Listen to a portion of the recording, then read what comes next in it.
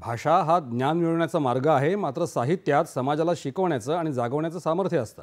त्यामुळे साहित्याचा जागर समाजाच्या जडणघडणीसाठी आवश्यक असल्याचं मत मराठी अभिजात भाषा समिती महाराष्ट्राचे अध्यक्ष आणि ज्येष्ठ साहित्यिक रंगनाथ पाठारे यांनी व्यक्त केलं आहे। सीमा भागातल्या बेळगाव जिल्ह्यात खानापूर येथे आज 20व्या गुंफण सद्भावना साहित्य संमेलनात पठारे बोलत होते। त्यावेळी आपल्या भाषणात मराठी भाषेचं वैभव उलगडत त्यांनी साहित्य रसिकांना मंत्रमुग्ध केलं। मराठी साहित्यातले दिग्गज तसंच प्रतिभावंत नवोन्मेषी साहित्यिक कवी पत्रकार या साहित्य संमेलनात सहभागी झाले होते।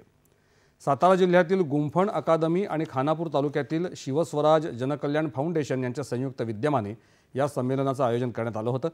मराठी भाषेचं जतन संवर्धन व्हावं, वाचन संस्कृतीला चालना मिळावी यासाठी लोकसहभागातून साहित्य संमेलनं होण्याकरता गुंफण अकादमीनं आजवर महाराष्ट्र, कर्नाटक आणि गोवा राज्यात 20 साहित्य संमेलनं भरवली आहेत।